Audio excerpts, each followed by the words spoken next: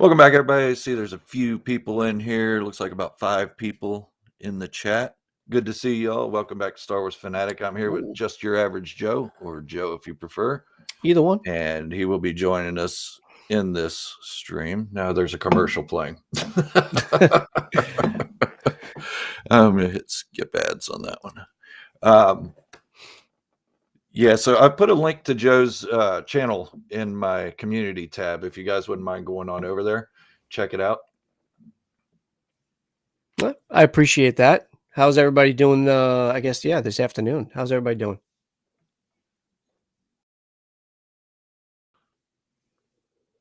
Yep, don't everybody speak at once.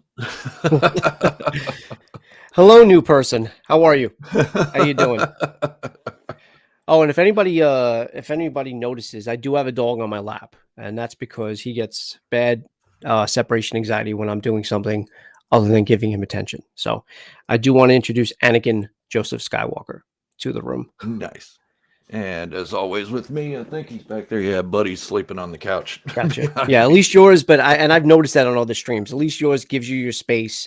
This guy's got to be on my lap. It's crazy, but what are you gonna do? What are you gonna do? All right, we got DR, Geezer, Robin. I think Knut's in there, Star Wars Politics, or Star Wars 95, whichever he prefers to be called.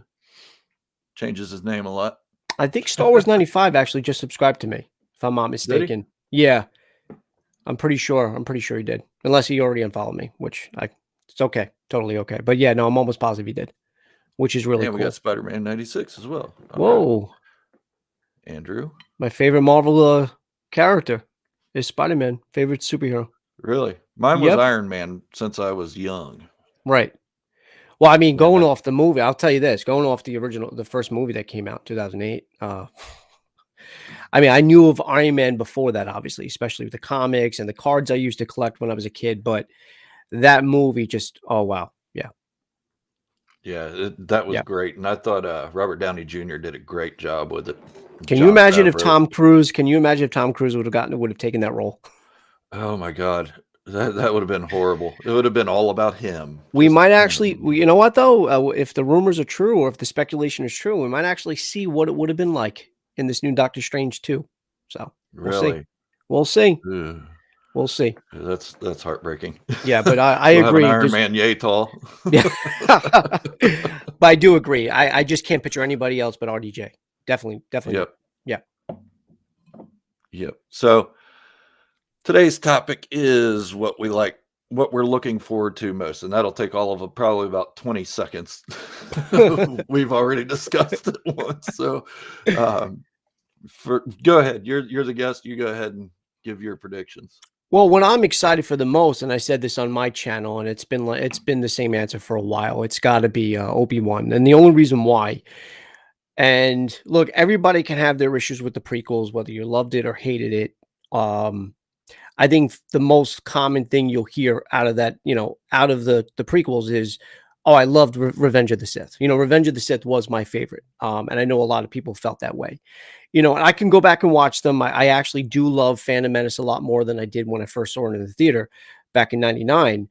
But Revenge of the Sith was the one, So what better show to come out than to have it's basically a prequel to A New Hope. I mean, you have a show that has a timeline in between Revenge of the Sith and A New Hope that's going to give you characters like Darth Vader. I'm hearing, besides Qui-Gon, I'm hearing maybe even Palpatine, which makes sense. He's obviously alive. So there's so many things that we can get out of this series, which I wish, oh God, if there was any series I wish had at least 8 or 10 episodes, it would have been this one. But I'm pretty sure, what do we have, 6? 6, yeah, 6. Okay. So just imagine what they're going to give us in those 6 episodes. You can't really give us filler when you're giving us a 6-episode series. So, that's what we thought about the Book of Boba Fett too. True. That was 7, but you're right. You are right. But those last 3 episodes, whether you had issues with them or not, because of, had nothing to do with Boba for the most part in, episode 5 and 6, but, it did give us a lot of Star Wars in those 3 episodes.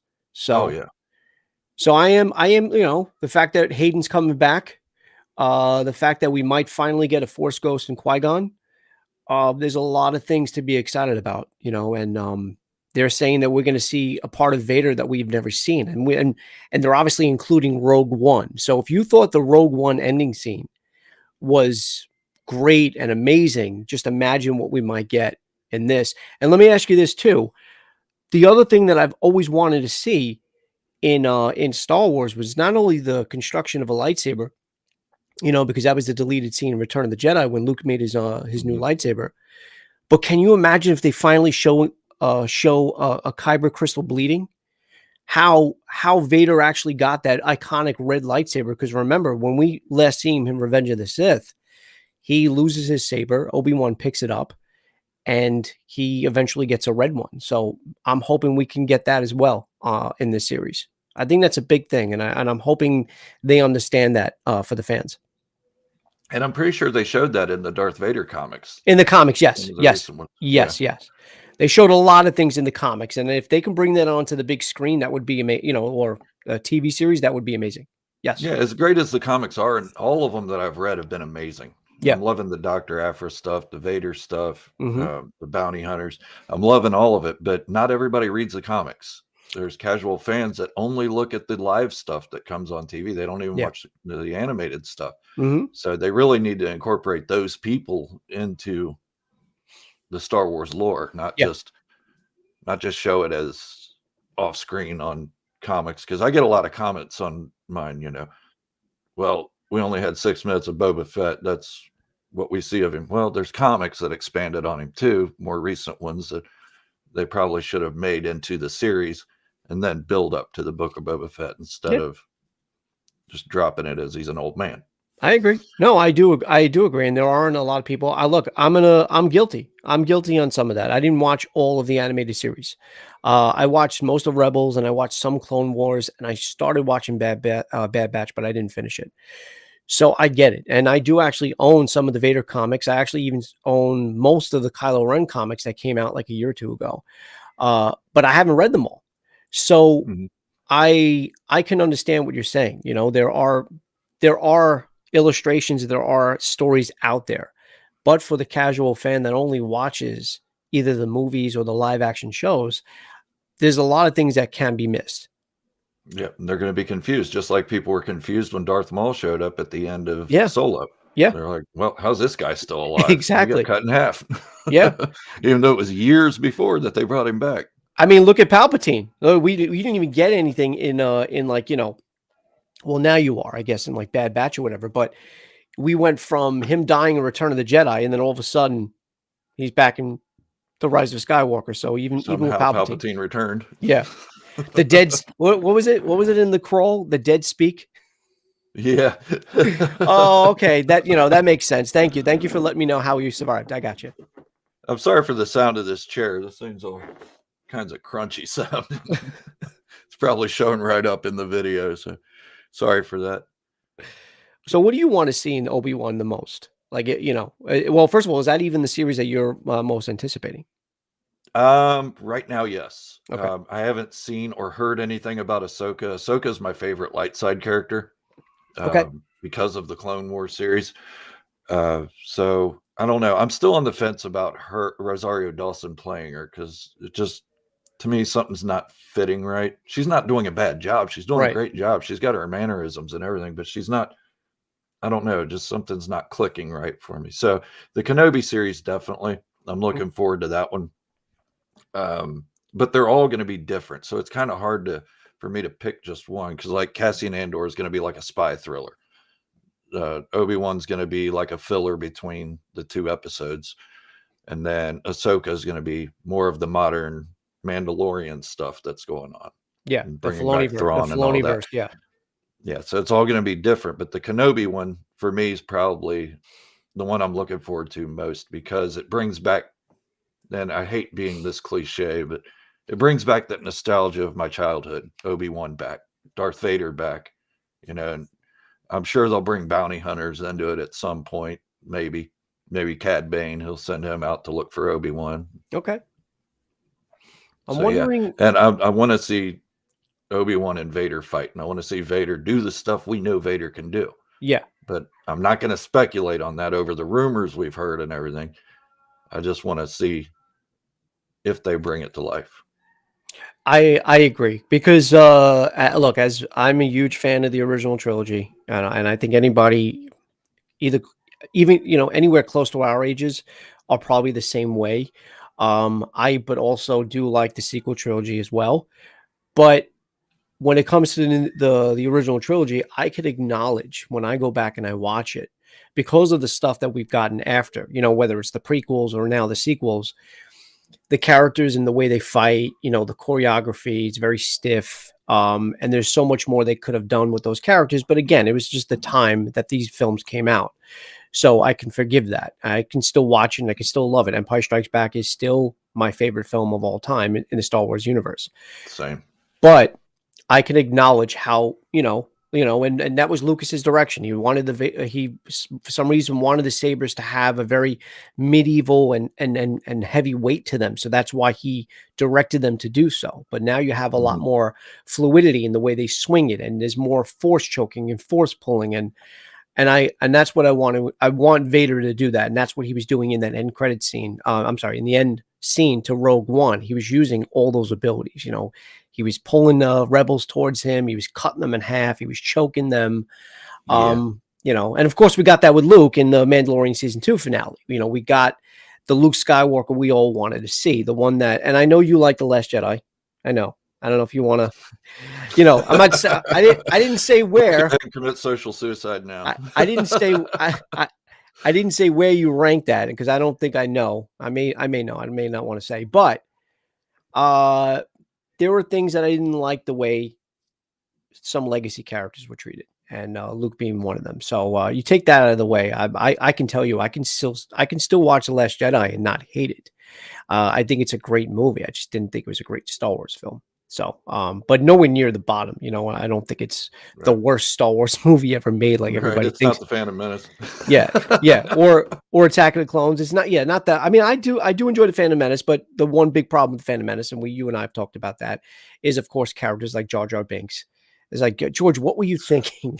Right. What were you thinking there? And the fact that he didn't have Lawrence Kasdan. I really wish he would have gotten him back. I wish he would have hired him. I mean, because Lawrence would have done it in a heartbeat. Yeah. We saw that when him and his son took over Solo, writing that. Yeah. So he wasn't opposed to it. Cutting Force Lawn Services said that Return of the Jedi was his favorite, and I want to say, or their favorite. I do want to say, growing up, Return of the Jedi was my favorite. Look, the hero wins. Good prevails. But at the same time, I mean, you get a character like Darth Vader, who redeemed himself in that an iconic scene for me. But growing up, as I got older, I don't know if it was the cynic in me, but I started to gravitate more towards The Empire Strikes Back and anything Imperial and Empire.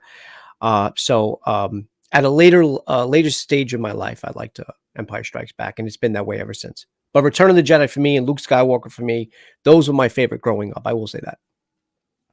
Yeah. When I was 10, when Return of the Jedi came out, okay, that became my favorite at that time.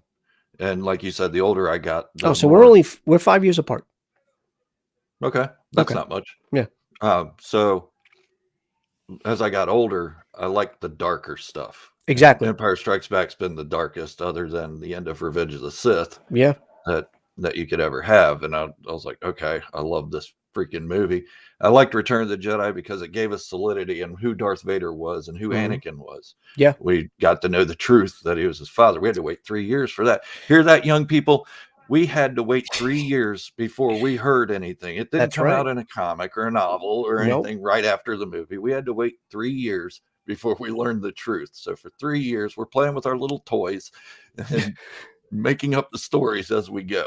Yeah, because look, back then you didn't know if he was telling the truth or not. So you had like you said, you had to wait 3 years for Return of the Jedi to come out for I guess Yoda to confirm that. Then later Obi-Wan's Force Ghost. Yep. And I don't know if anybody's noticed this, but other than Palpatine, I haven't seen a Sith really lie. Like Darth Maul, he told Ahsoka what was happening with Anakin. Didn't believe him. Tyrannus told Obi-Wan what was happening in the Senate. Flat out told him. Exactly, yeah. Vader told Luke, I'm your father. didn't believe him. Just, I don't know. It seems like Obi-Wan lied the whole time, and everybody forgave it. Yeah. You're right. You're right Everybody's like, there. "Oh, the light side. The light side's so great. They don't lie. They tell the truth." No, I'm pretty sure the Sith that have all talked have told the truth. Luke and Leia kissing. Yeah. Well, that's a plot hole. That's only because the whole siblings thing came later on. Vader came later on. You know, Vader and Anakin were supposed to be two different people. There are a lot of things that were changed mid trilogies that obviously paid off. I mean, that switch that whose idea was that? Was that Kasdan's or was that Lucas's? To make them separate people or together? To make them separate. Make them separate. That was Lucas's idea. Because Okay. originally he was going to have Boba Fett as Darth Vader's brother. Okay. Not Anakin's. Gotcha. Or, so he was definitely keeping them as separate people. Okay. And when Lucas wrote A New Hope, you can tell when Obi-Wan's talking to Luke in his little shandy that he's talking about two different people. Yes. Yeah. So and then they had to change it in Return of the Jedi and say, no. What I meant was my point of view. Yeah, exactly. From a certain point of view. Yeah, exactly. I wasn't lying. I promise. No, you lied. You did. Yeah. I mean, look, I can understand also though too, because you can see the way. Well, hold on a second though. If you go back to the dialogue between the aunt and uncle, when he says that boy's got too much of a no, she says I think he's got too much of his father in him, and he goes, "That's what I'm worried about." But they weren't even talking about the dark side or Vader or anything like that. No, they're talking about him getting involved in a war. Yeah. So yeah, but I don't know. Yeah. So look, I can only imagine the things that they can give us in this series. So that's why I'm most excited about this. Ahsoka, I'm excited for a different reason because now that brings you into your Filoni-verse now, and it's telling a greater story. These are the series like Andor, Obi-Wan, even the Acolyte, they're not going to be connected because they're separate stories. But Mandalorian, Book of Boba Fett, Ahsoka, and I don't know if Bo-Katan is going to have her own series, but all these series actually have connectivity in it. So that's why I'm excited for what we're going to get in Ahsoka. They're doing that whole MCU thing, and I'm loving it. Yeah, and I can't wait to see Thrawn. He's my favorite Imperial. Okay. I can't wait to see him.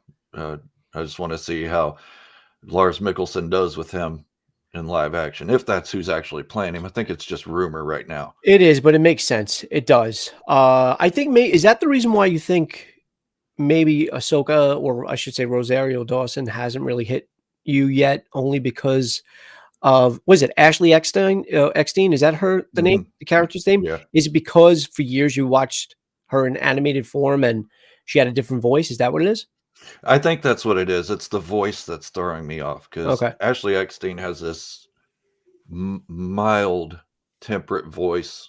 Yeah, the voice of a young person, but with maturity. I got you. Where Rosario Dawson, which makes sense because she's been through a lot by the time we see Rosario Dawson. Yeah, as Ahsoka, but she has more of a stern, I'm Ahsoka voice, and I don't know. It's just not. I don't know. After I see the show, I'm sure I'll change my mind on it. I mean, you can't go wrong with Rosario Dawson, but I get it. Look, if you're watching a character on the screen, whether it's animated or not, for as many years as she was a character, and having that that iconic voice and done by a voice character, it could take you out of it, And admittedly, I have seen a few episodes of the animated series with her in it, her dynamic with Anakin, but. I mean, look at even Anakin's character, voiced by, what is it, Sam Witwer? Is that who does the voice for Anakin? Who's Anakin's voice? No, you're right. What do you say his last name? Matt something. It's not Sam Witwer. I saw him just last year at Comic-Con. What the hell? My God. Who am I? Why am I thinking who? Oh no, Sam was a Star Killer. Sam Witwer was he was Star Killer and in the video game. Yeah, I'm sorry. So whoever voiced, if we didn't get Hayden at that point, and you get a different voice character in Anakin Skywalker, and then you get this series now that's going to have Anakin Skywalker, whether we see him like that or not, in flashbacks, if they're going to do that, like, then you'd be like, well, this feels off to me, but we already got Hayden, so we can jump back into that story, So, Yeah. yeah, I think it's just as simple as that. You know, I really didn't have an attachment like you did, and most people that watched Ahsoka from the very beginning, and to mature to what we got in the finale of well, what came after? Was it Clones or Rebels? Rebels came after, Okay, and it was so still Ashley Eckstein doing gotcha. the Yeah, voice of so you Ahsoka in have that. that. You have Ashley doing that voice for so long, and you know you getting accustomed to it, and then you see Rosario Dawson on the big screen, whether she looks great or not, because she does. Oh yeah, Yeah, the voice could definitely throw you off. Yeah. yeah, definitely. And I'm not upset that Ashley Eckstein didn't get the part because she really didn't go for it.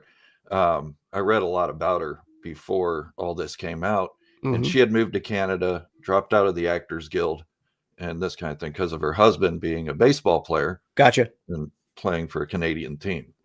So she gave up her career for him to have a career, and I thought that was honorable and awesome.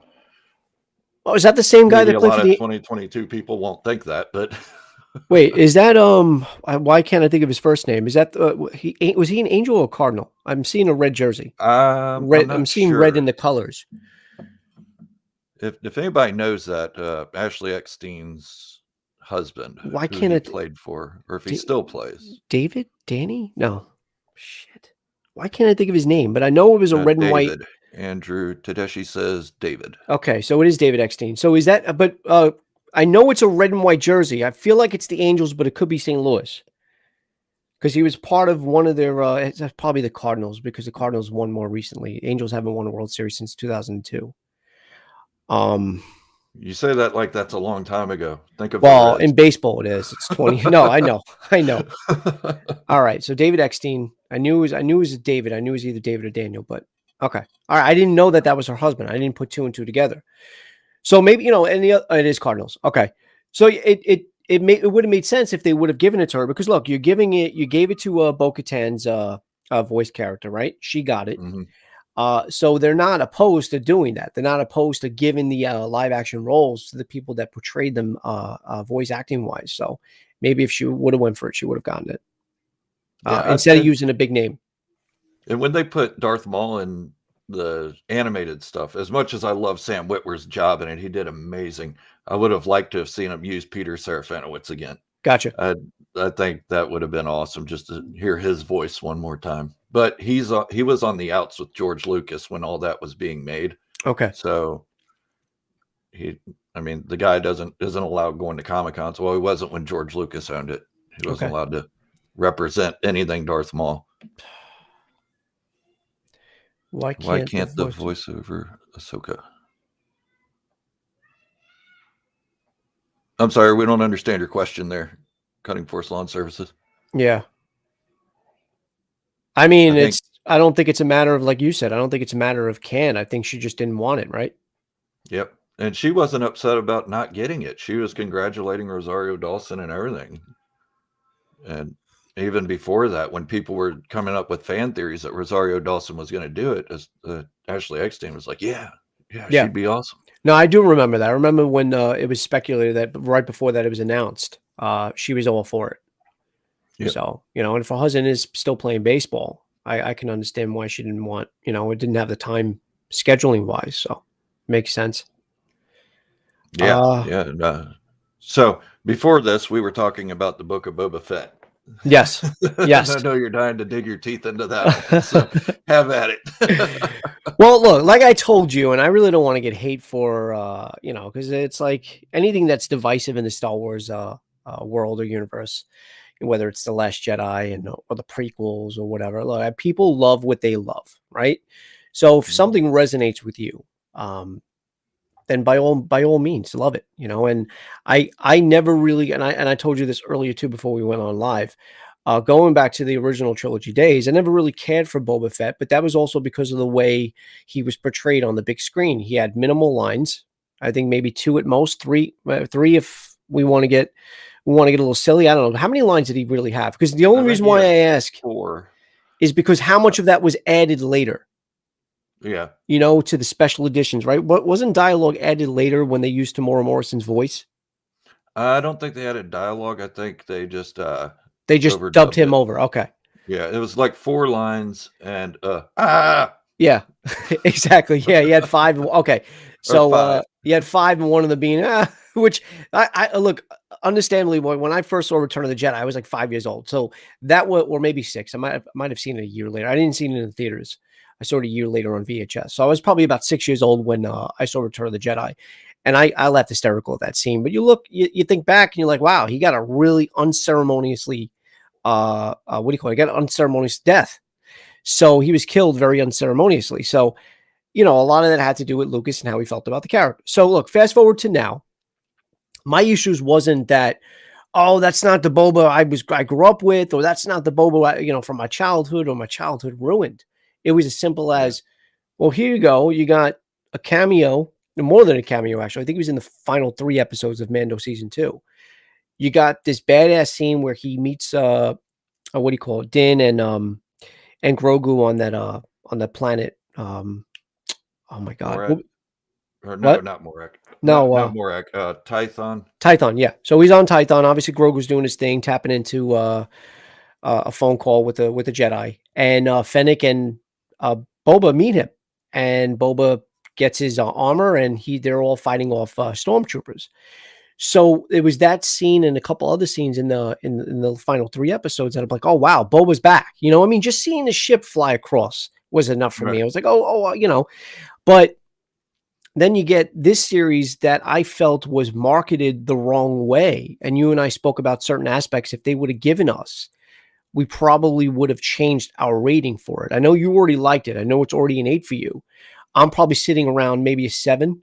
And I told you, it was just a couple of things that I needed. Maybe a different structure in the beginning, to pace the flashbacks a little bit better, a little bit better building.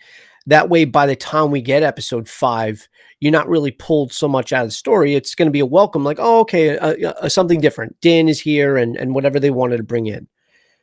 But I just wish he wasn't that passive. He had a couple of opportunities. First time he's jumped when he came out of the sanctuary. I think he could have been a little bit more assertive there.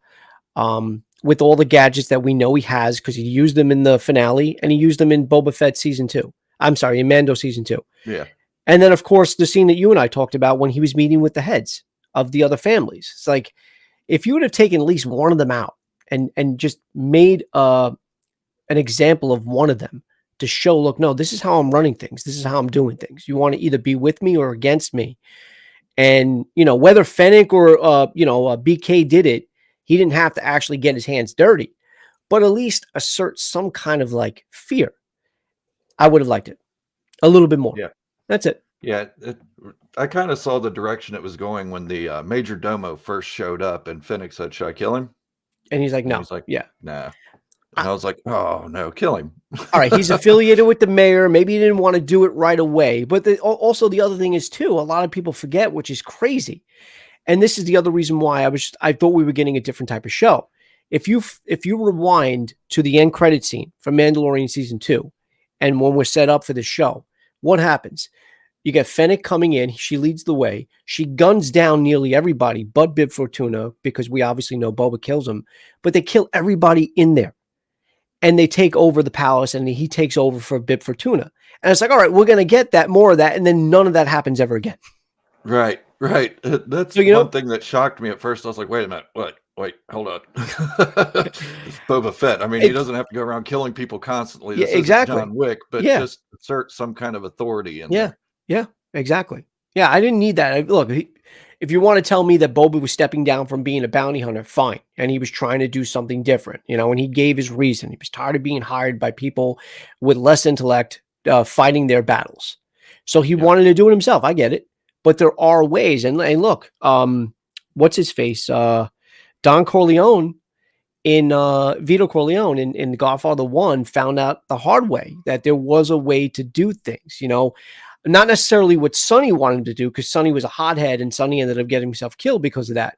But there are ways to go about it. And if you turn your back on certain avenues, they're going to catch up to you. And I knew by the result of that final scene with, them leaving, saying that they were going to stay neutral, I knew that they were going to stab him in the back. I knew it. I didn't think all of them were, but I thought the one that was given pushback the most, that was the one I thought he was going to kill. So, who was it? The Klatooinian? Or Yeah. Klatooinian? Yeah. Yeah. Is that the dog face ones? Yeah. Yeah. Yeah. And that's another thing that's cool is George Lucas gave names to some of the side characters or background characters and everything Yeah. that played a lot off of old sci-fi, like the Day the Earth Stood Still. Yeah. Yeah.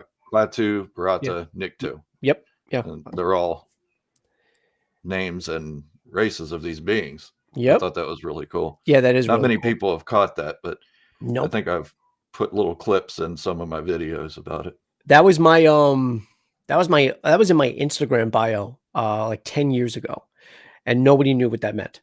And it was just a line from the Day the Earth Stood Still. The Yep. original, And not the one with Keanu Reeves. Yeah, and then was it Sam Raimi used it again in Army of Darkness? Yep. Yep. Yeah. So Another great man movie. but yeah, if they would have just changed a couple of little things, I think less people would have, it would have been less divisive. It really would Yeah. have. Yeah, I think if they would have taken the flashbacks and just had it as its own separate timeline, Yeah. start off That's it. with that part of the Yeah. timeline, First episode, then do they can that. jump forward 5 Exactly. years and Yeah. Yeah. and go on with the now story, because you're like, what? Okay, what's happening now? We're not seeing much now. Exactly. Every time he's in the back to tank, you knew he was coming. So it's like, all right, Yep. he's in the back to tank. And now's the other thing too.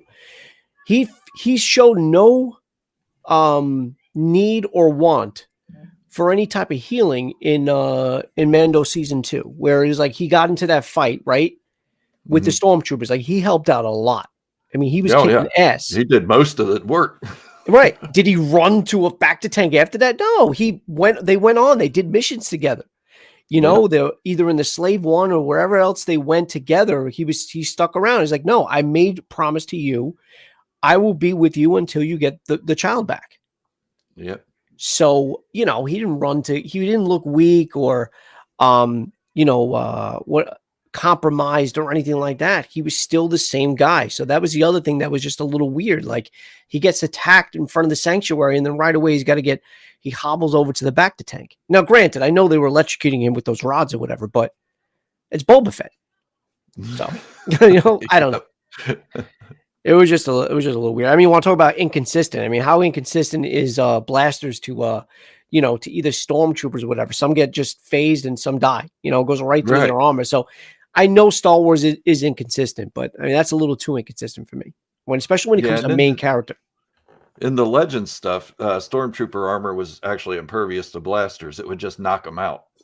Right. And instead of killing them, and they'd get up. And I think even in some of the Aftermath novels, they might have mentioned something like that.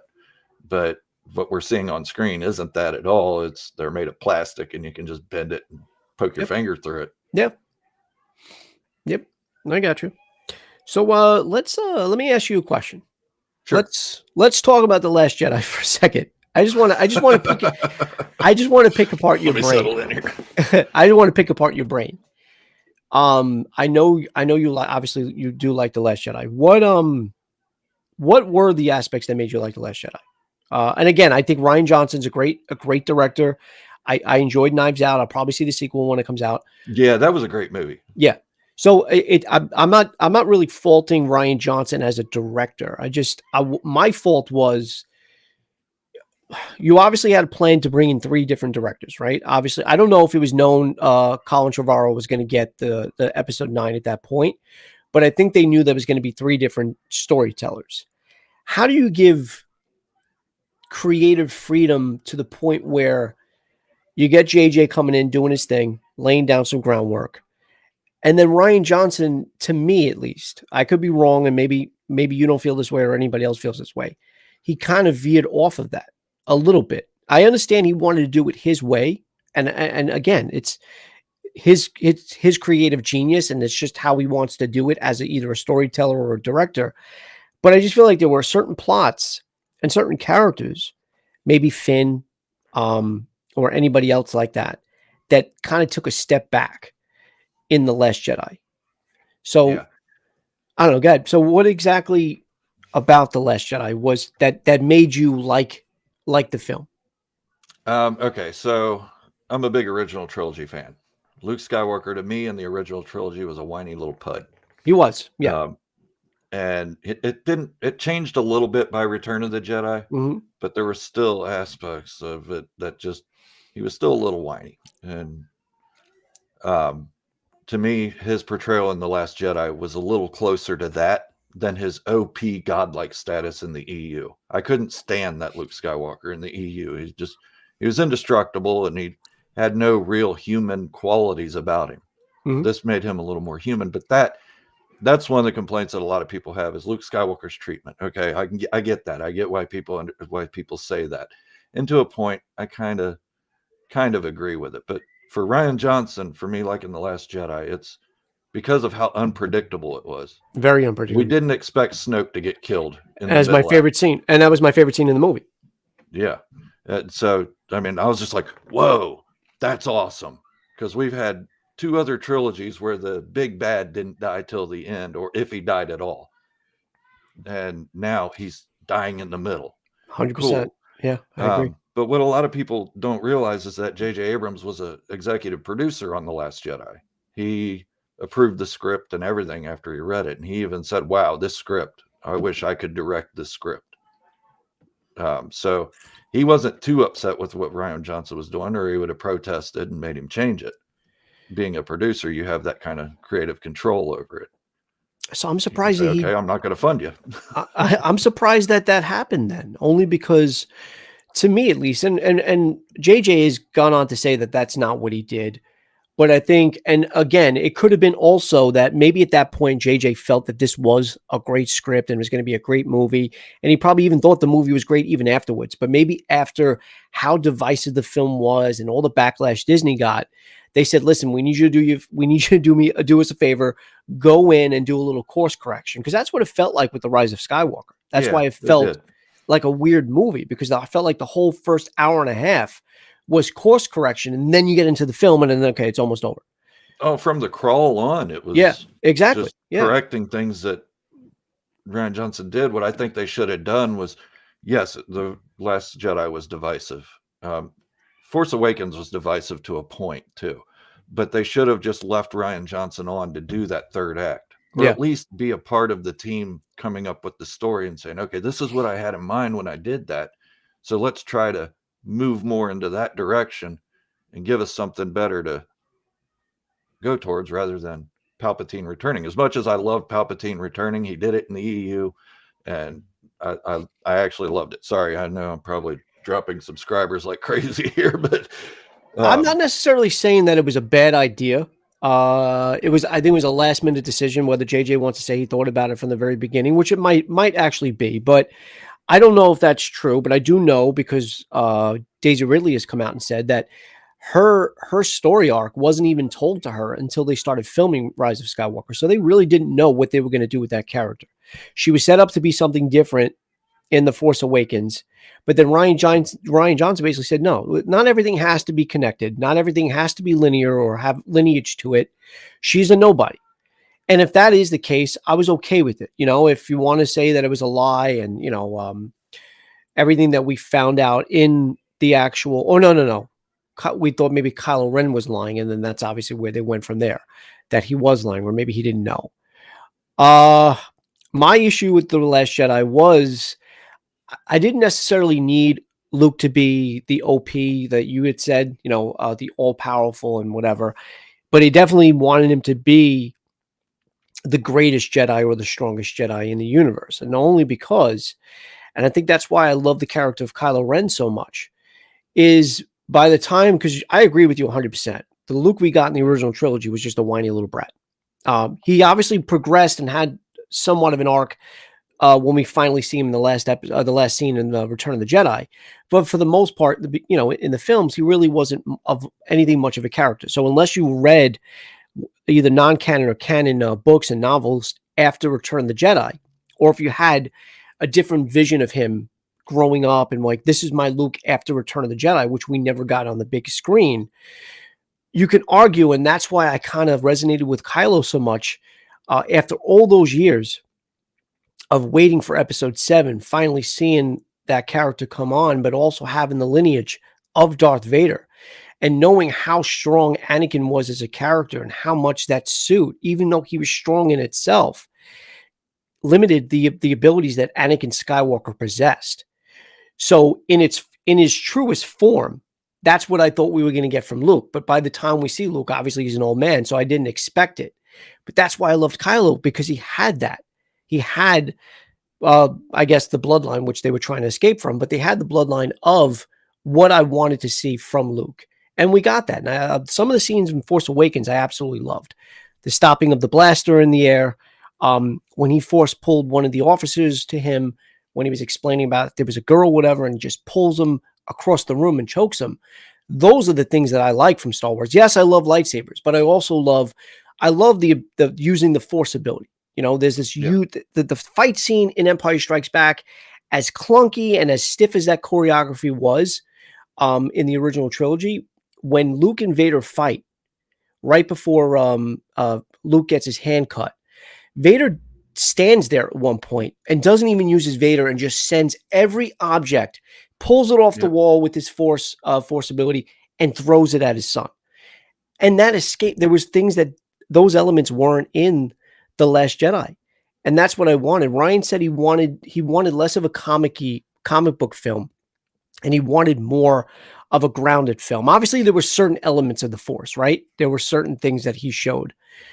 But when you fast forward to The Rise of Skywalker, when Ben Solo is fighting the Knights of Ren without any weapon at all, he's using his Force push. He's using those abilities, and that's what I wanted to see more of. But so if we would have gotten that, I love the throne room scene. I love the fact that they went ahead and killed Snoke. I thought that was just a scene that nobody thought was coming. And I got up and I clapped. I think I was the only one too. I stood up and clapped when that scene happened. I yelled. You know, I also thought we were going to get the twist that Kylo. I thought by then a lot of people speculated. You thought Kylo was going to twist and Rey was going to go the opposite direction. I have a feeling a lot of people felt that way. So I thought maybe that might have went that way if Rian Johnson did. Yeah, it's possible. Too. It is possible, highly possible. But it was the way Luke was. You know, the immediate handing of the lightsaber that was in his possession for so long, and what it meant to him, and the fact that he tossed it over the back of his shoulder. And the fact that he was reluctant to help even his sister when the guy would have done anything to redeem his father, who was probably worse off than what Kylo has done or what Kylo has become. So there was just a couple of elements of that. But like I said, with the things that I did say I liked about the film, that's why I don't hate it. And I don't understand why it was as divisive as it was. Yeah, I think he could have made some different choices in his direction and storytelling, but that wasn't a bad film by any means. Yeah. And I think that's a lot of what it is the Luke's portrayal, and they didn't like that Kylo Ren was this emo kid. But if you look at Kylo Ren, or Ben Solo rather, he's exactly what Anakin was before Anakin turned. Exactly. The lineage is there and it's showing. And Luke was a whiny little pud, but so was Anakin. So all three of them are kind of in the same boat, and they're kind of the same kind of character, and it makes sense. Kylo Ren was probably my favorite part of the entire trilogy. A lot of people felt that way. A lot of people. I mean, he had the best arc. I mean, I think it could. The way that ended, though, I was a little upset about, but he had the best arc. And I know a lot of people, like you said, complained that he was like this emo little whiny brat or whatever, but it mirrors exactly where he came from. So it made sense that they portrayed him. I mean, his grandfather was Anakin Skywalker and Darth Vader. But the other thing that bothered me is like nobody ever told him, like, dude, your grandfather like saved the world, you know, like, yeah, he was Darth Vader, but like he redeemed himself, you know. Or another thing that bothers me about The Rise of Skywalker, I mean, there's a list, but that scene where after he gets stabbed and then force healed by Rey, and he's reflecting and he hears, "Hey kid," or something. I forgot what it is exactly he says, and then he turns around. I swear to God, I thought that was going to be Anakin. I really wanted some type of meeting with Anakin, the Force Ghost, where he tells him where he went wrong. This was the error of my ways. I wanted him to be the pull to the light. That's what I wanted. Yeah. And even if Anakin would have showed up to Luke or something. Said, look, you're doing what I did and you're screwing up. Get your ass out there. Yeah. Help clear this galaxy. Exactly. And look, even if you wanted Rey to save the day, that's fine. Great, we got all the voices of whatever, but I wanted to see it. And there was so many different edits that came out afterwards that fans made, where she was surrounded by every single Force Ghost. Why couldn't you do that? Right, Why? right. A fan did it with Yeah, minimal technology. You guys have exactly. billions of dollars. You could have Exactly. every one of them Exactly. could have been Yeah, there. yeah, fine, you bring Palpatine back, great, but if they would have, oh man, there's so many things, and again, I know a lot of it. The other issue is, I used to watch so many different YouTube channels and try to get, the breakdowns in the trailers and, speculations and rumors. So you watch all of that. And then you maybe even start to, think of something in your head, like a way it can go. And then when it doesn't happen, that's why you're upset. So a Right. lot of it has to do with I don't want to do, obviously, because we do things like that. I'm not saying we do it like that, but we do YouTube videos where we try to not only break down but talk to people, have discussions. I think that's the best way to do it. But when you have all these outlandish rumors and speculations and you don't temper your expectations, that could actually be a reason why some things don't Yeah. come out the way. Hey, have your thoughts of how things you would like to see them, but Yeah, keep an open mind when you go in that it may not happen. exactly. Exactly. And not say, "Well, I built it up in my head to be this way, and that didn't happen, so I'm upset." Why? And a lot of it's YouTubers that are perpetuating all of that. Exactly. Yeah. It's You said it so the I best. try to Yeah. preface all my theories with, "I could be wrong, Yeah. and I'm okay with it if I am wrong." Yeah. I'm okay with it. Look, if things don't turn out exactly beat for beat or even in any way that I envisioned it, if it's a great story and it makes sense and it's satisfying, you're not going to get a peep out of me. I've been wrong by many franchises. I've been wrong with many speculations and things that I thought might happen. Yeah, same. Um, I mean, we all thought Ray was going to be a Skywalker. I mean, well, I guess she was. I thought she was a Palpatine from Force Awakens on. You and my coworker actually called it too. There were nods, and I get it. The way she was swinging her sword, her saber, Mhm, she was doing the stabbing motion, and I believe, if I'm not mistaken, somebody pointed out that a part of the Emperor's theme is played in that moment. So, mhm. yeah, a lot of people missed it. And how strong she was with the Force, I Yeah, mean, people call her a Mary Sue and everything. Well, we yeah, don't understand how the Force works in people. yeah, And they tried to explain it in The Last Jedi, where the darkness rises and the light rises up to meet it. yeah, Well, Luke had gave up his Force abilities. He turned his back on it, so they had to pick somebody else. Well, why not the granddaughter of Palpatine? yeah. I got you. Flip the tables a little bit. Yep, they did. They certainly did flip the tables. Yeah, so Last Jedi is probably number 5 on my Okay. ranking. All right. Yeah, no, because I think I told you. No, I'd said it on my stream. I was looking at I came across somebody on the web. So it was like an actual web page, and they did their ranking, and they had The Last Jedi as number 1. And I was just like, I look, again, I didn't think it was a bad film, but I was just very surprised to see The Last Jedi is your Right. favorite Star Wars film of all time. And we'll get more of that as this younger generation comes up in age, like the Yeah, kids that are 8 years old going to see it, true. and a lot of True. them will come up and say, "No, Last Jedi was great." Just like we're seeing with Revenge of the Sith, people saying that's the greatest film. Well, to me, Revenge of the Sith was predictable. We knew everything that was gonna happen. You knew the story pretty much. Exactly. Right. We'd been told it for so long, and Yeah. even back in '80 when Empire Strikes Back came out, I read an article, I can't remember if it was Fangora or Sci-Fi Magazine or something, where George Lucas said, "No, Obi-Wan threw Anakin into a volcano, and that's how he lost his pieces and became more machine." Even back then, he already had it staged up. So when it happened in Revenge of the Sith, I wasn't surprised. I was like, "Oh, he actually did it. Okay." What's funny is so obviously like I said, I'm a fan of the original trilogy, and my favorite growing up was Return of the Jedi, and my favorite character was Luke Skywalker. Then events later, I remember when I first heard about it, and this is going to sound totally crazy, but hear me out. When I first heard that we were getting a prequel trilogy, and it was going to be the story of Anakin Skywalker turning to Darth Vader, I remember being completely upset because what I wanted then was a continuation of Return of the Jedi. I wanted the episode 7 as opposed to the episode 1. I was like, I don't understand why they doing a show or a movie rather about Vader. I want Luke. I want Luke. I want Luke. But then I got older, and then I saw Phantom Menace, and I liked it for what it was. It was a Star Wars movie that I hadn't seen in 16, 15 years. So we finally get a Star Wars movie in '99, and I was, I was 21 at the time. So I was young enough, but old enough. So it just didn't hit well with me. And like we said, there was characters like Jar Jar and a few other things that Lucas did that I wasn't excited about. But by after the Attack of the Clones movie and the struggle that you see with him, with Anakin and his mom, and his mom being tortured like that, a couple years later, I lost my mom. So I started Oh, I'm feeling. sorry to hear that. No, I appreciate it. Yeah, it's a while ago, but yeah, I lost my mom. So there was a lot of things that I was incorporating in these films, and there was other things that were going on in my life where I started literally getting pulled to the dark side. I don't mean I was going out like on killing sprees, but I was being pulled, and I resonated with how Anakin felt, and the struggle that he had, and exactly why he became what he did. He wasn't a bad person. He was being manipulated. Number one. I mean, his mother was tortured for his manipulation. And, the fact that all he wanted to do was save Padme because he wanted to prevent somebody else in his life from dying. And he believed the only way he can do it was through, Darth Sidious and through Palpatine.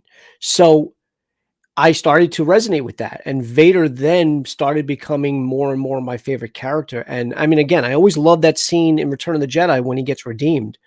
But it was Luke all along. And then that's when I started like an Empire. And there were a lot of things that needed to take place in my life to resonate more with Anakin Skywalker. So that's why seeing Kylo Ren and seeing the grandson and that very first trailer that we got where he says, "I will finish what you started," and you see a charred Vader helmet. I'm like, holy, what are they doing? What is this? This is great. Yeah. I wish things would have been a little bit better, but yeah. So, that's why I didn't really mind the sequel trilogy. Just wish things would have went a different way. But as far as the prequels go, the reason why I bring this up is it's funny that you said like you knew about the lava and you knew about that. I didn't even know that stuff. So when I hear people like saying, "Oh, we're going to see him getting pushed into a lava pit," I'm like, what are you talking about? Like, I had no idea that there was already cemented storyline.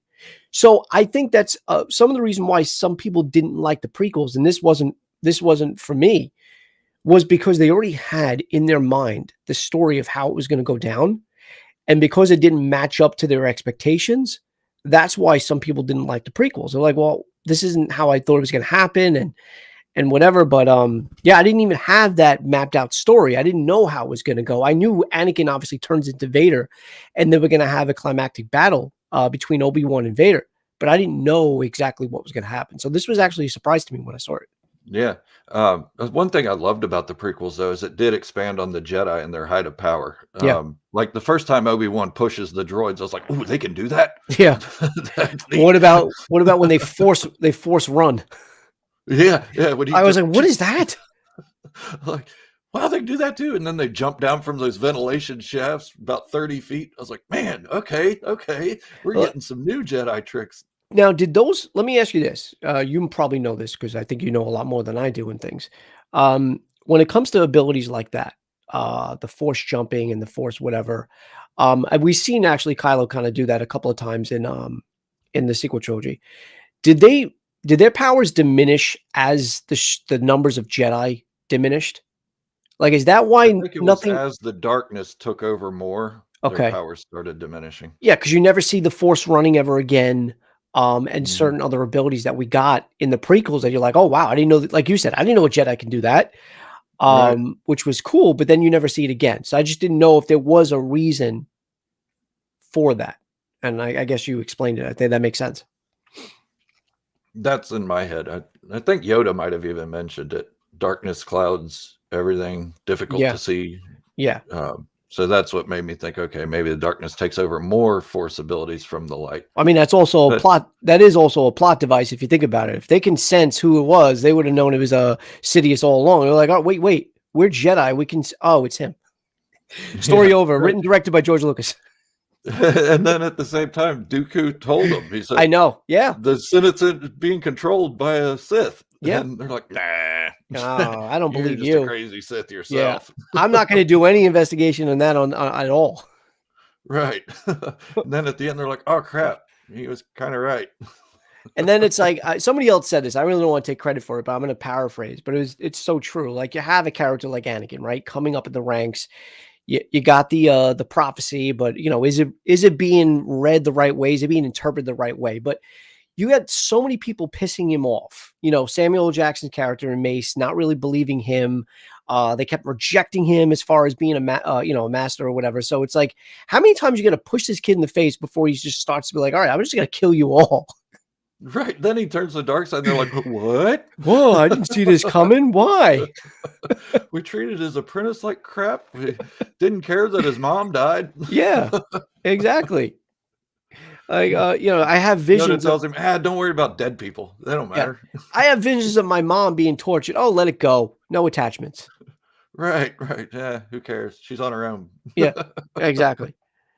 So, but what gets me is what would have happened if Qui-Gon did win both Anakin and his mother and took them? Would Anakin be allowed to be around his mother, or would she just be let loose into the galaxy to roam free? I mean, I don't know.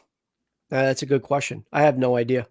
But again, like I said earlier, her death was purposeful, and that was done to manipulate him. Palpatine. Oh yeah. Palpatine's the one that did it. So, and he knew that he was going to sense that. So yeah, it was. So without, if she gets freed, that doesn't happen. So I don't know. Yeah.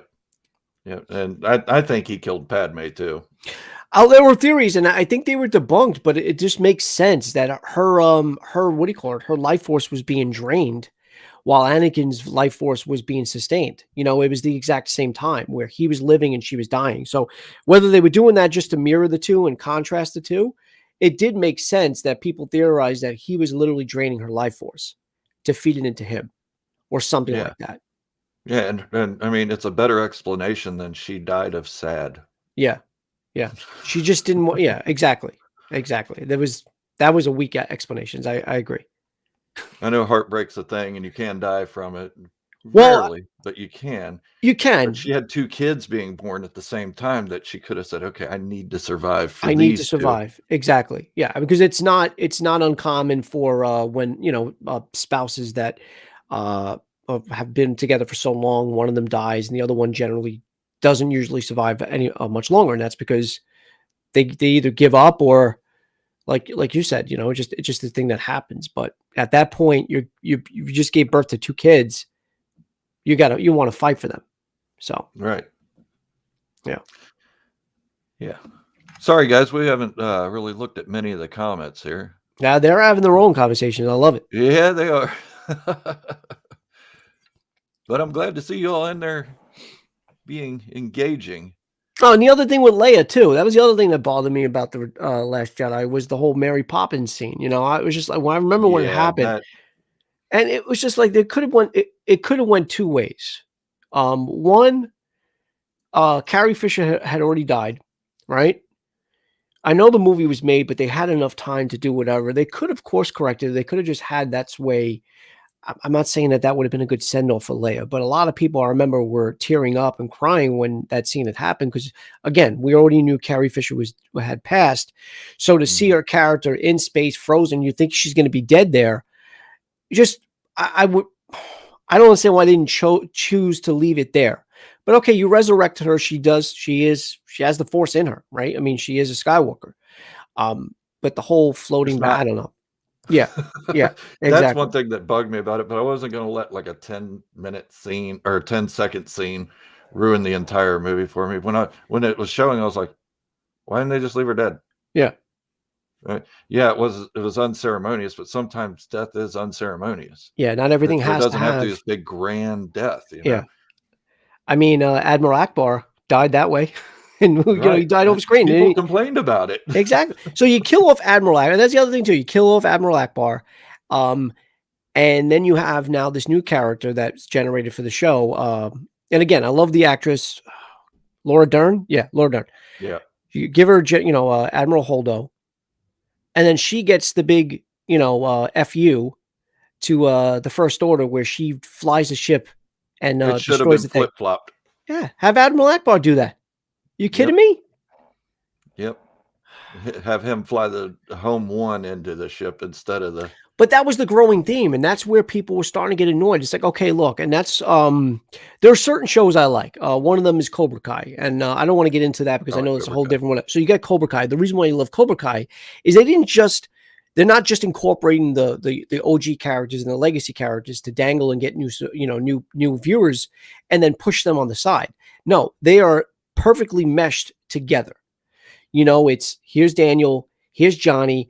These are still the main characters. These are the guys, but we're going to tell the stories of everything else.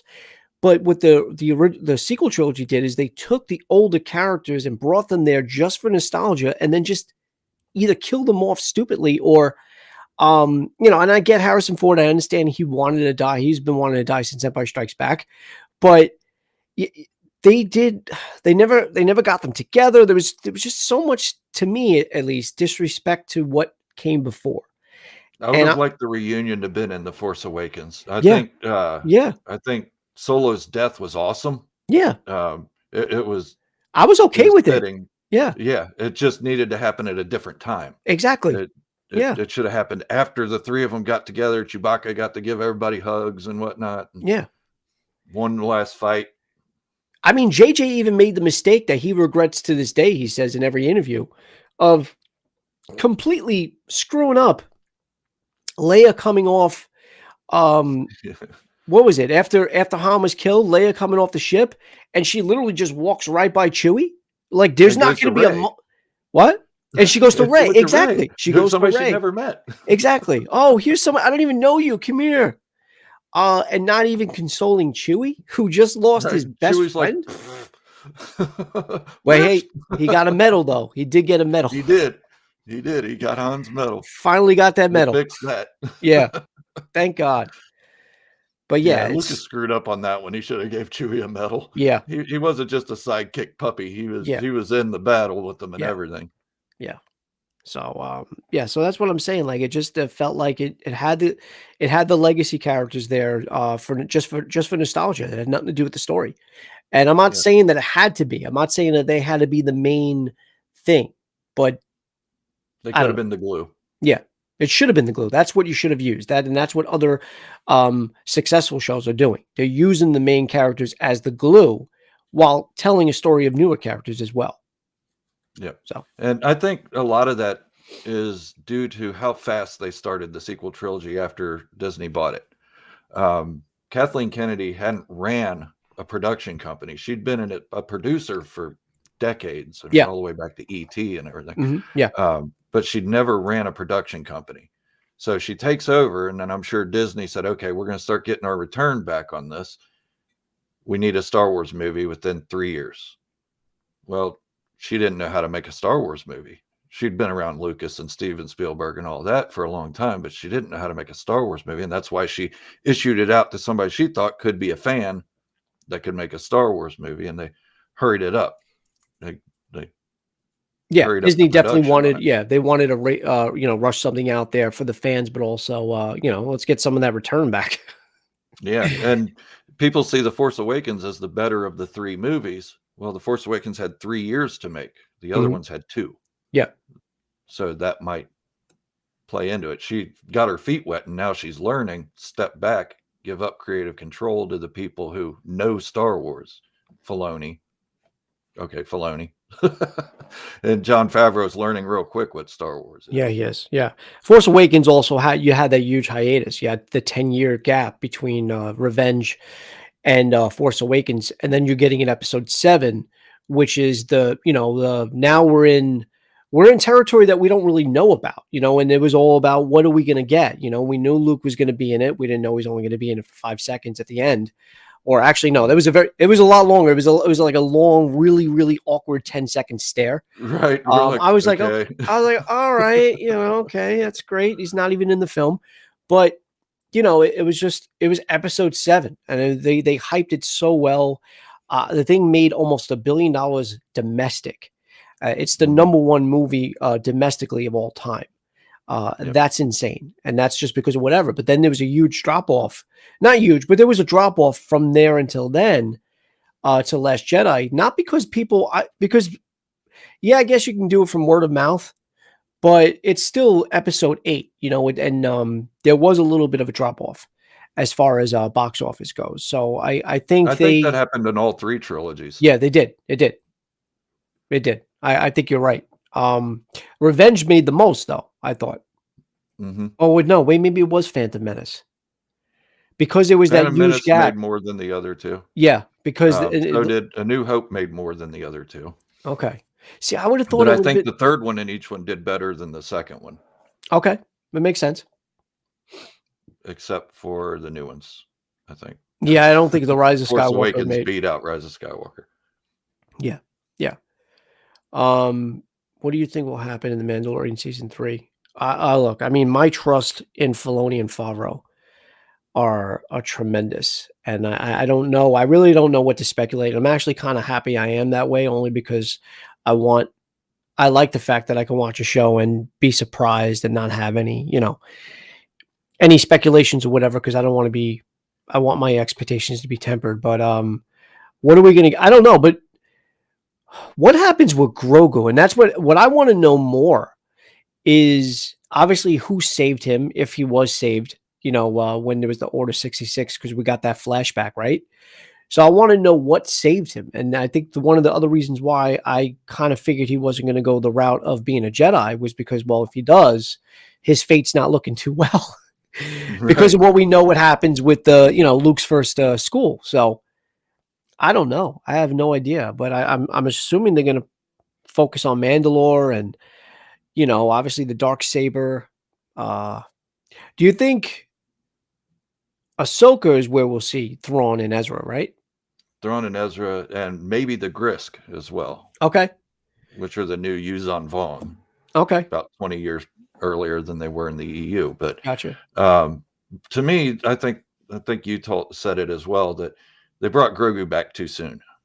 Yeah. They didn't let us have that heartfelt missing him after he left season 2. Yeah. They just immediately brought him back. Yeah, because and I think that's to get the casual fans back on board, like, oh, Grogu's back, hey, because it worked with my wife. My wife loves Grogu. She was all happy to see him in the book of Boba Fett. And I was like, look, he doesn't fit.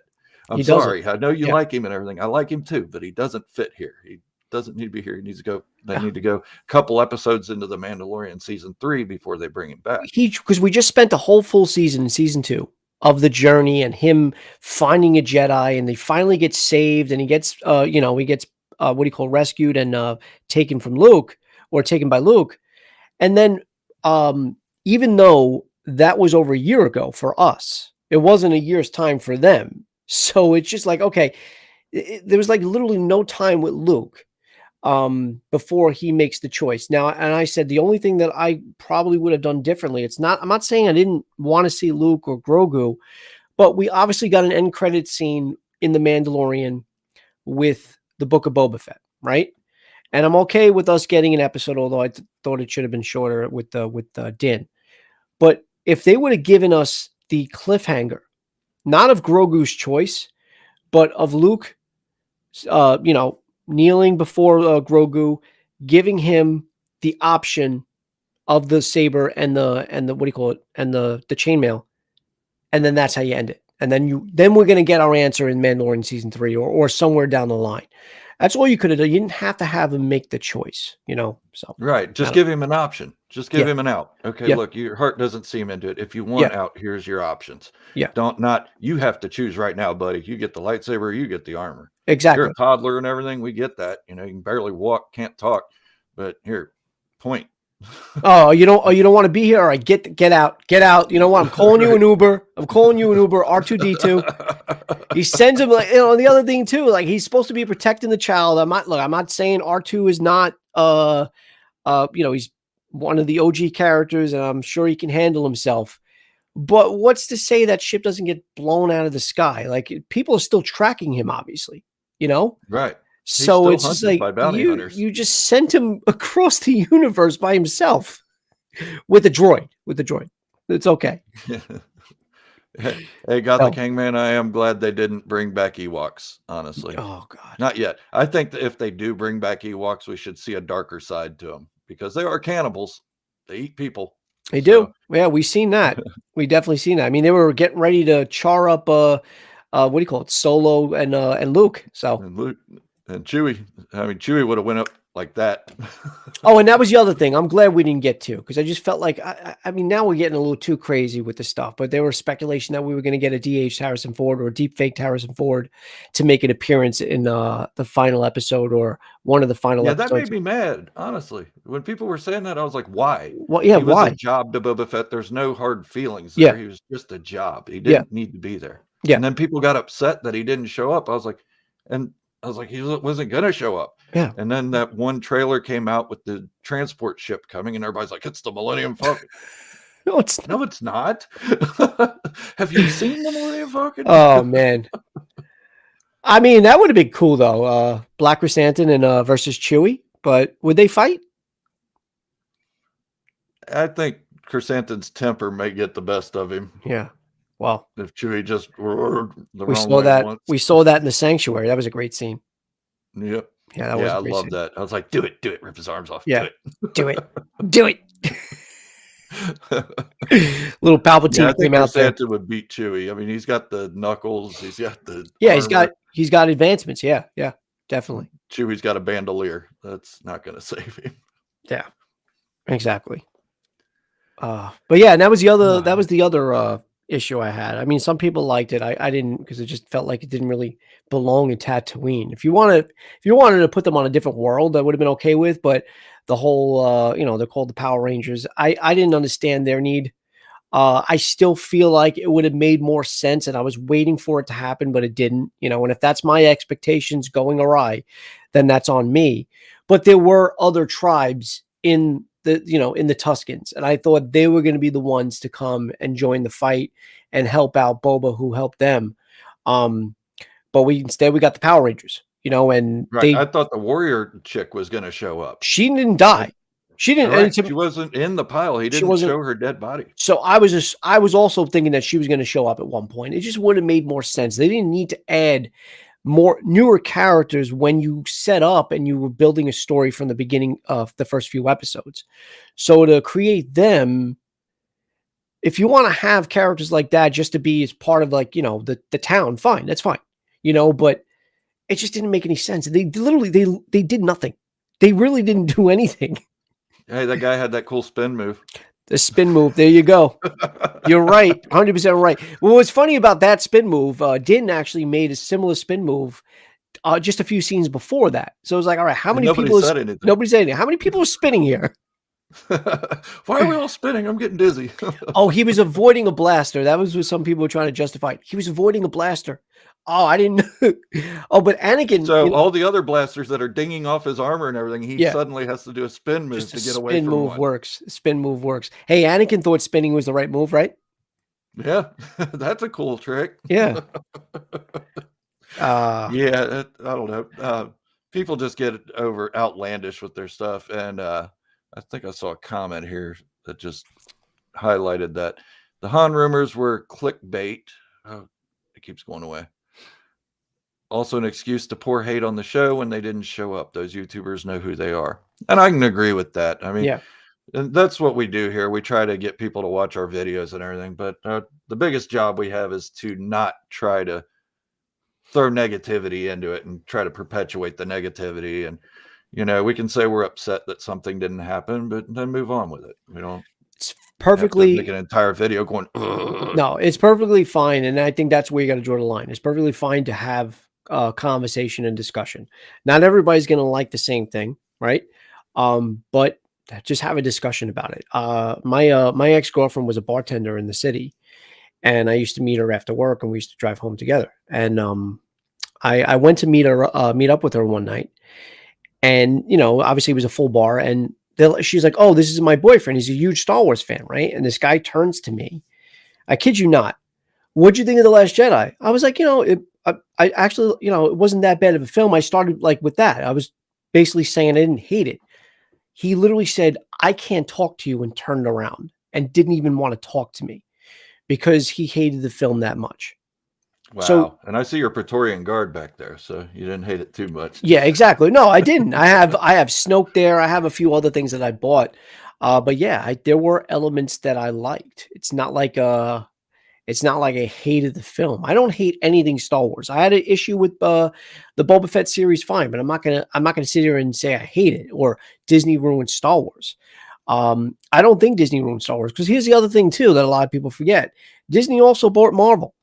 And granted, they did have a plan from the beginning because Iron Man and I forgot what few other movies came out before the acquisition, but Disney still retained and they're still giving us a good product. But they also rely on their storytellers. They rely on the Kevin Kevin Feige's. Feige's been Yeah, huge. and that's the other thing too. And that's why I said, well, who do you blame then? Is it Kathleen Kennedy because she was over her head and she didn't know exactly what to do? But then she turns around and makes these just ridiculous remarks that there's no source material. What are you talking about? There's no source material. That made no There's sense. Hundreds of books. Yeah, that made absolutely no sense. You have characters like Mara Jade, and what was it? Was it Jason? Justine? What were the original? Jason and Jaina. Okay, and those were the kids. kids of Solos. What was Skywalker's kids? Ben and Ben. I know he named one of them Ben, but there are stories that they could have told. There, like I said, there are characters that exist in Mara Jade, and there are ways to do it. I mean, yes, even the Emperor was cloned, and he was brought back to life in non-canon. So it's not, it wasn't like outlandish, but like, oh, I can't believe they brought back the Emperor. You just do it right. That's it. Just do it right. Don't tell me as a moviegoer that I'm not going to really understand why or how Emperor came back unless I either read the novelization of this movie or the glossary, the encyclopedia or the glossary of the movie. And that's where it gives you more in-depth knowledge of who these characters were. I'm like, the fact that we even got, I know I'm jumping a little over the place, but here's another thing that bothers me about The Rise of Skywalker. It opens up on Mustafar. I didn't even know that while I'm watching the film. Oh yeah, I know. I didn't know it until I saw it on Blu-ray. I was like, exactly. You're not going to let us know that. I had to look it up. You can't show us maybe hey, you have Vader's castle that couldn't be in the background. You couldn't have Kylo visit his grandfather's castle. Right, that's where the Wayfinder should have been. Exactly. Vader's castle. Exactly. Or call it a holocron. Call it like, I mean, fine, you want to call it Wayfinder, but yeah, it should have been there. I just, it's crazy to me. It's crazy to me that you're going to give us a planet like that everybody knows about. And there's literally the genesis and the origin of Vader, and you're going to just completely omit the fact that they're on that planet. Right. What are you doing? And who are these other people? We didn't even know there were natives on Mustafar. Yeah, I have no idea, but apparently, I don't know. Unbelievable. That one scene, a cool scene and everything. It was a cool scene, and the scene right after that we actually got a clip of before the movie came out when he confronts Palpatine, and you hear, I've been every voice inside your head, and he does the Vader voice and the Snoke voice. It's like, okay, well, that was who was calling to him. That makes sense. He never had a connection to his grandfather. It was Palpatine all along. So there were cool beats. But it's just like, what are you doing with this movie? Somebody mentioned something about Thundercat. He had a great, he did have, I didn't mind him in it, and of course he was in the end credit scene with Cobb Vanth. I'm great. He's alive. I didn't think he was dead anyway. I don't know why they wasted an end credit scene on that. I don't know what they're setting up there, but I do love Cobb Vanth as a character. I do. Yep. I want to see him in Mandalorian armor. Yeah. Because even Cad Bane said you shouldn't have left him without armor. Yep, that was a great. But did Boba even know? Boba didn't even know what he was talking about, did he? He did, because in The Mandalorian, Boba said, "Not your armor, my armor. The armor you took from Cobb Vanth." Okay, he does. You're right. He does. So Boba knew who Cobb Vanth was. He did. He did know who Cobb Vanth was. You're right. I think I actually corrected myself on a stream before. I know they never met, but you're right. He does mention him by name. You're right. Yeah, and I did a bunch of fan fictions about how Boba Fett watched Cobb Vanth with the armor and just left him alone and stuff, and maybe even interacted with him. I brought Jodo Cast into it. Well, okay. I'm glad you brought that up, because that was a question I had. Maybe you have the answer to that. He was obviously able to track his suit, and that's how he found Boba, correct? I mean, Din. Yep. So why wasn't he able to track the suit when Cobb Vanth had it, and why didn't he just go get it from him? See, that's my theory, is that he knew about it all along and just left him with it because he was with the Tuscans. And then after he got the Slave One back, I think the Slave One's got a homing beacon for his armor. So maybe by the time he got the Slave One, Din had the armor. Yeah. And that's when he went after it. Yeah. And obviously the Slave One having those, what is it? Sonic, what are the blasts called again? Got Sonic charges. Sonic charges, one of the best sounds in Star Wars. Oh yeah, you can hear it just looking at a picture of it. Yeah. Growing up, it was always either the lightsaber powering up, TIE fighters. Actually, I used to love the sound of TIE fighters. Yep. One of my favorite ships, actually, in the original trilogy. Same. And then of course this that we got in the what do you call it? What was it? Attack of the Clones. When did we first see it? One? The blasters from Slave One. Was it Attack of the Clones that we first got it? Yeah. Yeah. So, but yeah, they're saying it in the chat. What do you think of Boba Fett becoming the Mandalore theory? I mean, he has history with it with Django, right? So it wouldn't be like out of left field. So it would make sense, and we all know that Din Djarin doesn't really want a part of it. At least now, I don't know if he changes his sentiment or if he believes that maybe he was chosen, but for the most part, it doesn't even look like he even wants the job. I mean, he was literally willing to yield it to Bo-Katan. So I don't think it would be cool, right? It's something to do with the character. Because what do you do now? I mean, do you really like his new thing that he wants to be a crime boss? I don't really, and that's the thing too. I don't really even like it. Yeah, exactly. Well, look at what he says at the end of the show. He's like, "Is this even for us?" I'm like, "That's exactly what I've been saying since episode 1." Right. And since chapter 1. What did Din Djarin do after the battle? He didn't stick around, make sure everybody was seismic. Okay. Seismic charges. It's not sonic. Yeah. Seismic. Thank you. Thanks, Robin. Yes. Yeah, and Din Djarin takes off at the end of the series and doesn't stick around, make sure everybody's okay. So he's not really leading anything. He's just taking off to do his own thing again. Yeah. And that's what we see him doing all through the Mandalorian, doing his own thing, checking in once in a while.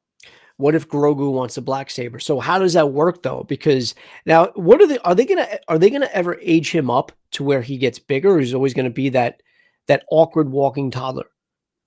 That's what I'm worried about. I mean, that's going to be a big hindrance on the show eventually. It is, but it's also going to have to go away. It's going to be a hindrance on the marketing though, because they're marketing the likability and the cuteness factor of that character. So to age him up, and I equate it with the Guardians of the Galaxy with Baby Groot, right? Obviously, we started out with the full size Groot, and then we get Baby Groot in Volume 2, which I actually preferred. I thought he was hysterical, but then I like the Baby Groot. But then you get the aged up teenage version of him in Infinity War. So it's just like, so how do you market an aged up Grogu? I just don't know how you do that. And is he ever going to be able to speak? I would hope. I mean, somebody argued that he said "Dada" when he sees Din in the finale. I'll have to watch that again a little closer. When Pelimato, says, "Look who's here," or whatever. Somebody said that he might have mumbled "Dada." I don't know. He might have. I'll have to check that out again, though. I don't know. I just think the cuteness is going to hold the show back a little bit. They're going to need to do something. Maybe not age him 50 years or anything, but just a couple years at least to say, okay, this is this point where he's not puberty, but he can talk and he can tell you what he wants instead of. Because Yoda wasn't much bigger. It's not like Yoda was this huge character. You can keep him at a decent size or a decent height, but I just don't know where you go with the character. So it would look. That's the only reason why I bring that up is I thought about him wielding the Darksaber, but how would that even be possible with the size of him and the size of the saber, unless it morphs to right? It's one size. He'd have to reconstruct the whole thing. Yeah. With a new hilt. Yeah. And he's got tiny little hands, and the Darksaber's, this big. Yeah, exactly. So that's why, unless he reconstructs it and whatever, which I really hope, and I know I said that earlier when we talked about Obi-Wan, I really want to see that. I really want to see the construction of a lightsaber. I would love. I mean, of course, I want to see the bleeding of kyber crystal, or even just show us a freaking kyber crystal. Let's see some. Let's see it. Let's just see how it's utilized, where they find it, how they do it. I think they had the opportunity to do that in The Rise of Skywalker when Rey shows up with a brand new lightsaber with a brand new color. Where'd you get that kyber? How do you have a yellow? What is this? Where did it come from? Right. Did you find some guard somewhere and take it, or guard's lightsaber, or did you take the one Luke was borrowing for a little bit in the comics? Yeah. Where'd you get the other missed opportunity? And I'm wondering if they're. I mean, I don't think they're saving it for that. I don't think they had this in mind at that time with the Acolyte. But I really hope Plagueis gets mentioned at one point. They have to. They have to start from the beginning. Look, you want to start. That's the only way you can do it now. You're not going to give us episode 10, right? So, unless they do it at one point, which I don't think they will. They said the Skywalker saga is over. So start from the beginning. You know, how do we get the Sith? How did the Jedi become? You know, and tell that story. You know, and then lead up to the days of what do you call it? I just said his name, Plagueis. And the betrayal of Plagueis with Palpatine and Sidious. And then that's how you end it, because guess what? We're caught up to A New Hope, or not A New Hope, Phantom Menace. So I think that's what the Acolyte timeline's going to be, or timeline's going to be. It's going to be at the end of the High Republic, which is closer to the Republic era. Yes. So we should be able to get. That's why I'm hoping Plagueis. Yeah, and that's why I'm hoping. But all I'm seeing announced are female actors for the show, and such. But well, yeah, Plagueis was a girl. I don't know. It's a female antagonist, I believe, if I'm not mistaken. I read the synopsis a while ago when it was first. There's a loose synopsis, but basically, it's a female Sith, and I think she turns. But it starts out from the Sith point of view, which I love. I love the idea of that. But I think she eventually, what's the word? Not reflects. What's that word when they It sounds like reflect. When you redemption. No, when you're let's say you're a communist and then you want to be with defect. I knew it sounded like reflect. I think then she defects and she becomes a Jedi or just no longer a Sith. But yeah, but that's exactly the series I was talking about. That's why that's one of my highly anticipated one, is because not only because it's the point of view of the Sith, but because there's that chance that we might finally get that Plagueis name drop, and maybe even a little bit about Plagueis, which I think they could have did. See some canon stuff about him. Yeah. We haven't got anything canon about him other than a mention. Yeah, exactly. That's about it. That's it. He mentions him in Revenge of the Sith, which is one of the most quoted lines in the film. With that, and did I ever tell you about the story of Plagueis the Wise? Yeah, Plagueis was alive during Phantom Menace. Was he? Yeah, he was. Because Darth Maul was a hidden apprentice to. Oh, that's right, a hidden apprentice. So he's killed off camera. We didn't even know that. Yeah. So he had to have been killed. Plagueis right after. He had to have been killed before the events of Revenge of the Sith. Then. Yep. When I think he was killed right before Attack of the Clones. Okay. Or maybe in between Attack of the Clones and Phantom Menace. I never put two and two together. Yeah, that's right. There's only two. It can only be two, and that's the other thing too that I want. Let's go to the lore. Let's find out the rule of two. Let's get the origins of the rule of two and stuff like that on the big screen or on the series. But and that's the other thing too. We're all talking about shows. What's happening with movies? Right. It's just crazy that now that's the new thing with TV, which I'm fine with. In the long run, if you get a longer product, right? You get 6 episodes that are almost an hour long. It's almost 6 hours of content, right? But what type of dog do you have? A bantha? No, it's a bantha. Does he look like a bantha? Looks like a bantha deer. He's a Malshi. It's a Maltese Shih Tzu. It's a mix of a Maltese Shih Tzu, so he's a Malshi. Nice. He's going to be 6 this year. So 7. Ooh, 7. Wow. No, he's going to be 7 this year. But yeah, so Rogue Squad. I thought Rogue Squadron was delayed or canceled. No, that was Rangers that's right. Yeah, you're right. Yeah. Rangers of the New Republic. But who's doing? Oh, it's that one girl. It's Rogue Squadron. Dr. You got it spelled Rouge.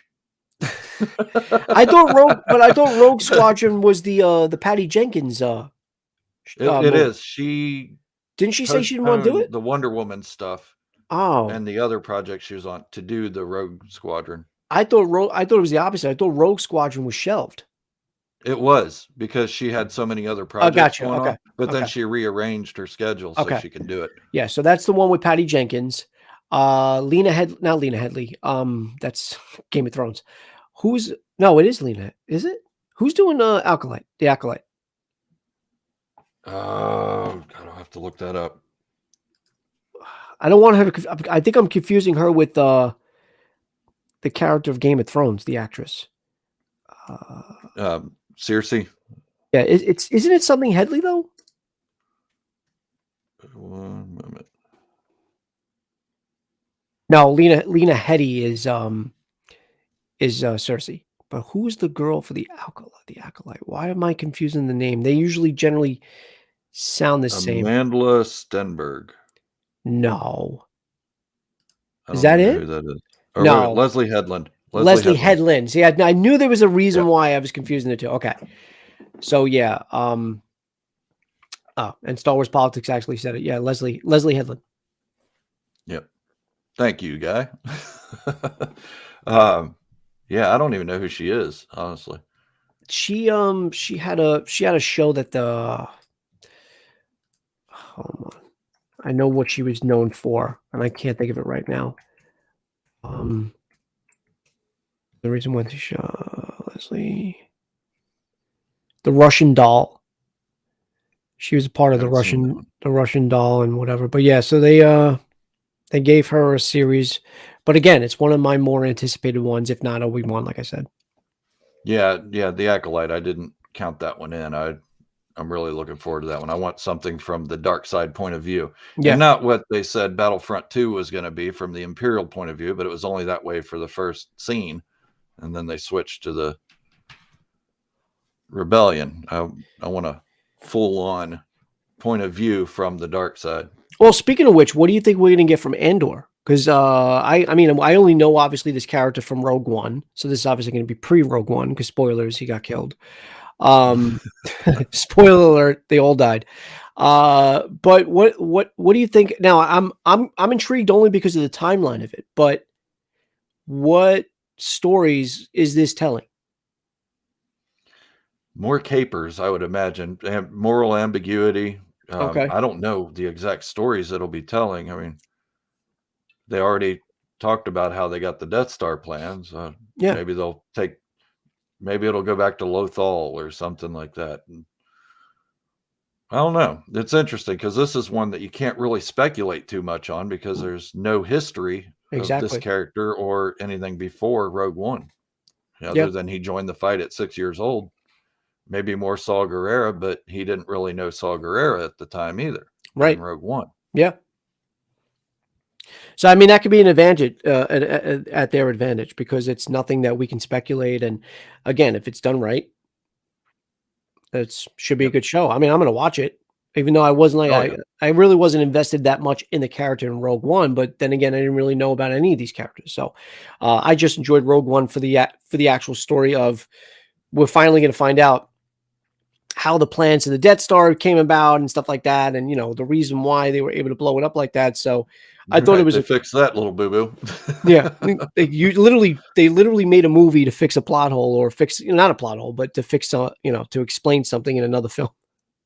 Yeah. But I loved it. DR. Yeah. Somehow Andor returns. It's great. I think Brie Larson was supposed to be in the Oh, really? But not as she got shelved as an actress for Star Wars. I think she rubbed Jon Favreau the wrong way or something, and not as told her no way. I don't think it's the main character though, right? Knowing her and her popularity now, she'd probably demand to be a main character. Okay. Yeah. Yeah. Brie Larson, not Brie Olson, right, DR? That'd be a whole other movie.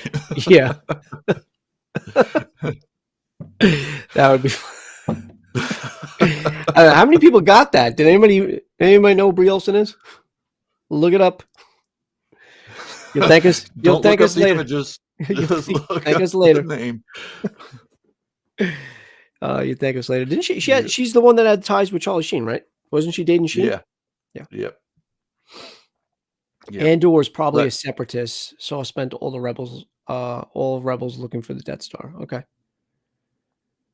All right. yeah, Yeah, I wouldn't yeah, mind seeing a Saw Gerrera series, yeah. honestly, Nothing because wrong with that. he was Yeah. a bad dude in himself. Yeah. Yeah.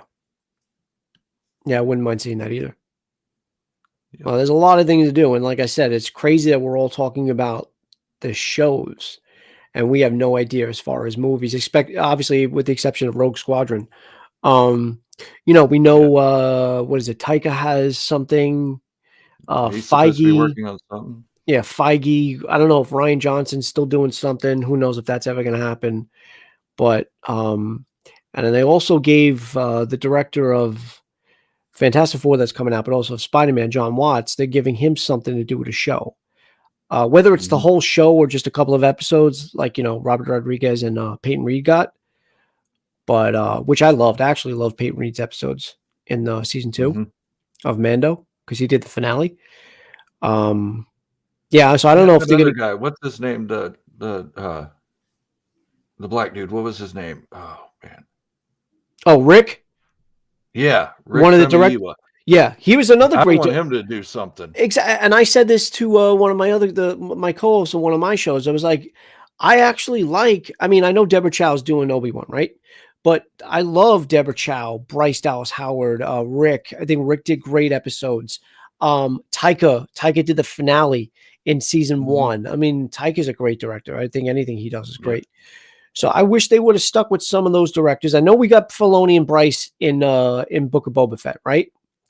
Mhm. But and again, I don't really want to fault Robert too much because I didn't mind his episode in Mando.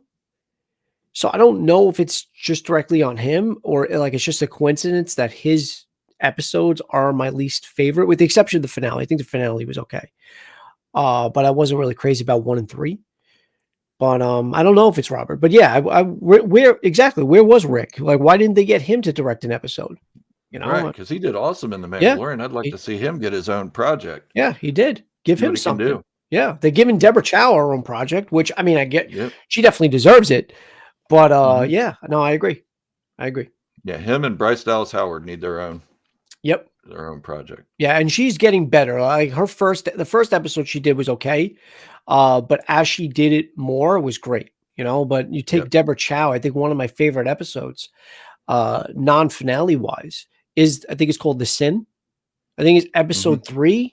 I can't remember when it was, but it's absolutely hands down my favorite Mando episode. And that's when he goes back to save the child after he drops it Yep. off. I Yep. love that episode. Yeah, that was great. That was some good stuff. There's Yeah, really good good. old-fashioned stormtrooper killing in that one. Oh, it was just so great. When he comes back, look, I knew from the whole giving the child the ball, whatever, and like taking it away from him. I knew once he went back on the ship and he went to go hit the shifter, and he saw that ball wasn't there, and he was just staring at him like, okay, he's powering down this baby. He's gonna go get him. And Yeah. yeah, no, that episode was just great, amazing. So yeah, Yeah, I agreed, agree. Don. I agree.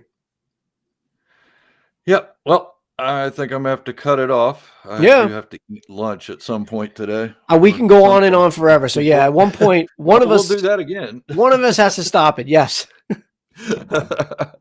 But everybody, thank you all so much for joining us. It's been awesome. We'll do this more often. These little pop-up streams here and there.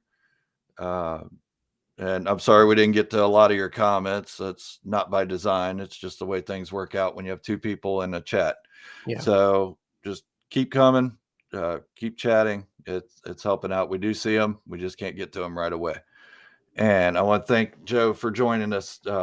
It's been an honor, dude. I appreciate it. And I do. Look, I've been following you ever since I started my own stuff, which was a little over 2 years now. And I remember the days where it was just you talking in a helmet, and I like, you remember the Darth Gerald days, Yeah, my God, So, that was horrible. but no, but that's how long I've been a subscriber to you, and I've come on your live streams, and I know usually you have a lot in the chat. So, I know, like you said, it's hard to acknowledge every comment when you have this magnitude on my channel when I have very few subscribers, so it's easier to, engage with everybody. But I've said to you, like, I not only envy you your the way you've crafted and the way you've gotten better over the last couple years, but your thumbnails and everything that you've progressed into. I envy it because I've always tried to make myself better as well. So Oh, I I do want appreciate that. I love your what is it, your galactic gossip. Yeah. thumbnail? Yeah. Yeah, your Yeah. galactic gossip thumbnail. I was looking at Yeah. that again today. I was like, man, I wish I could come up with something like that. That's really Yeah. eye-popping, you know? It was either that, it was two things I was floating around when I first started. It was either that or Imperial Improv. So I'm not using that. If Yeah. you want to use Imperial Improv, it's there. It's available. Yeah, the old Darth Gerald days were right back in that corner back Yep. there. Yep. I stood Yeah. a camera on a tripod, put the helmet on, and horrible sound. Uh, It was bad.